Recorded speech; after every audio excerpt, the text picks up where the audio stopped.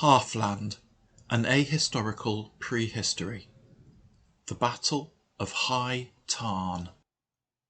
In the 128th year of the Common Reckoning, the Orcs defeated Aristos at the Battle of Arginicum Forest, and marched on Dogopolis. Croesus was the second son of Adrastos and Iomene, and so the nephew of Aristos. He was not only well connected, but also wealthy, being the master of a large and fertile estate on the eastern outskirts of Dogopolis. The Orcs were approaching, looting and burning and killing as they came, and Croesus determined to save what he could. He ordered his household to pack up his movable wealth, and prepared to head for the hills. Many of the citizens of Dogopolis were doing likewise, fleeing with their families and whatever possessions they could transport. Some of them headed west, toward Midhaven. Others headed along the road running east from Dogopolis, which ran past Croesus' estate. Croesus calculated that there was safety in numbers, and invited these terrified and leaderless fugitives to join his party. They were more than happy to do so. Even as dark columns of smoke rose from the burning buildings of Dogopolis, obscuring the western horizon, Croesus mounted his horse and led a straggling procession of over 1,500 refugees up into the Goblin Downs. Progress was slow. Some travelled in heavy-laden ox wagons. Others went on foot, with their worldly goods loaded on the backs of mules, or piled into handcarts. Many had brought livestock with them, further congesting and churning up the way, adding to the general confusion. But the Orcs were distracted by the plunder to be had in the city, and the fugitives escaped into the hills without any molestation from that quarter. It seems that Croesus' plan was to find some new land where he could settle. The problem he had was that the Goblin Downs were already inhabited by goblins, and the goblins had no great love for the Dogopolitans, and certainly did not want large numbers of Dogopolitans living in their midst. At first the goblins seemed to be friendly enough. At each goblin village the Dogopolitans found plenty of goblins willing to sell them provisions to sustain them as they journeyed to the empty lands purportedly to be found just a few miles further on.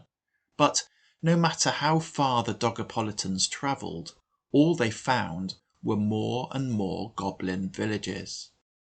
And the prices being asked by the goblins were getting ever higher, and the resources remaining to the Dogopolitans were fast dwindling, and the Dogopolitans noticed that they were being followed by several bands of goblins, bands of male goblins, of fighting age, and armed for war. And now the welcome at the goblin villages became less friendly, and the villagers started to demand that the Dogopolitans pay tributes of livestock in order to pass by. Croesus led the Dogopolitans away from the villages, up to higher ground. The armed bands of goblins followed him, with now unambiguously hostile intent. The Dogopolitans climbed to a lofty pass by a small lake known as High Tarn. Croesus sent the women and children, the baggage and the remaining livestock over the pass and down into the valley beyond.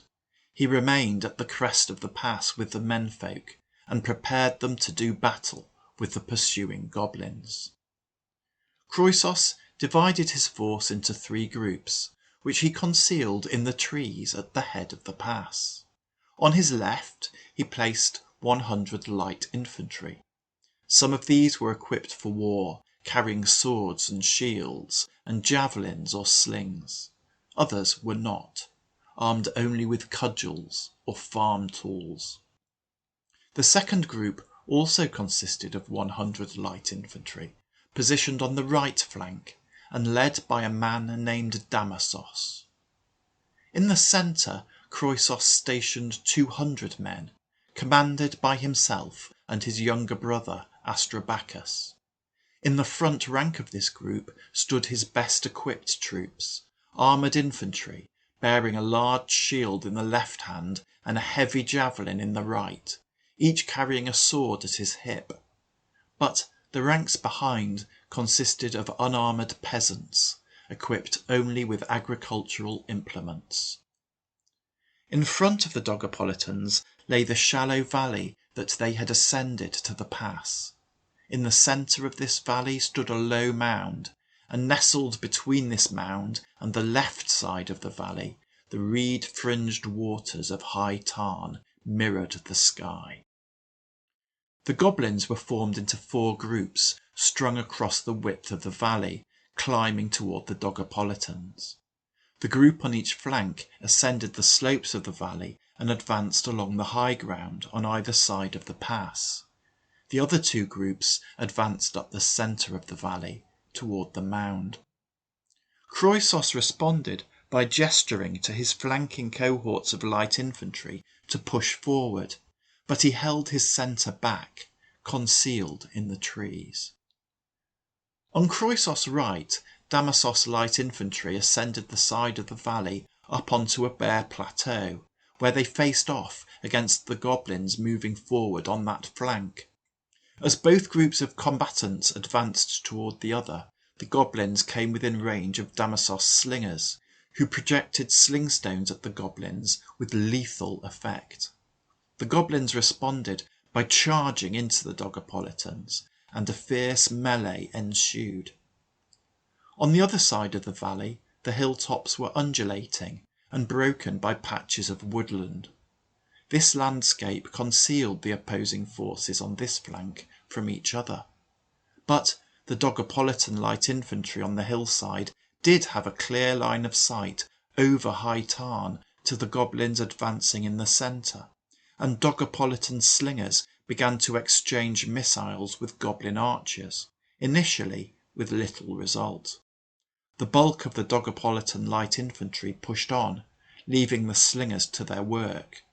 As they rounded the base of a rise, they were confronted by advancing goblin light infantry, while simultaneously goblin archers appeared on the heights above them, showering them with arrows. The Dogopolitans responded by hurling javelins at the goblin archers. Several of the archers fell. Meanwhile, the goblins in the centre had advanced onto the top of the mound, and Croesus ordered the main body of his troops forward to engage them. The goblins formed a line and braced themselves for the onslaught of the Dogopolitan heavy infantry. On the Dogopolitan right flank, the battle ebbed and flowed. Initially, the goblins had the better of it, pushing the Dogopolitans back.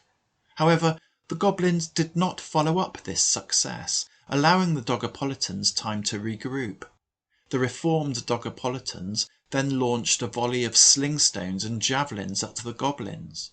The goblins reasoned that retreating across the open hilltop under such a hail of missiles would be suicidal, so instead they once again charged into the Dogopolitans. A significant number of the Dogopolitans broke and fled, but Damasos and a portion of his men stood their ground. The fighting was savage and prolonged. On their left flank, things were going well for the Dogopolitans. After launching their storm of javelins, they followed up by charging into the goblin light infantry, who scattered and fled.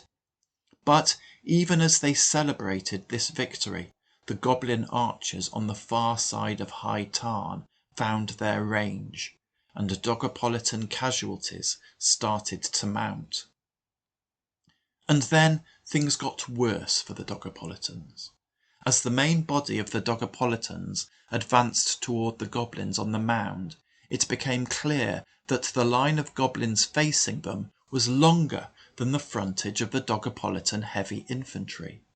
Croesus therefore ordered the unarmoured men in the rear ranks to move out to the sides, particularly on his left, to prevent the goblins from wrapping round the flanks of the Dogopolitans. This manoeuvre caused the Dogopolitan advance to stall. As the troops before them hesitated, the goblins charged into the Dogopolitans. Some Dogopolitans were cut down, but many more fled.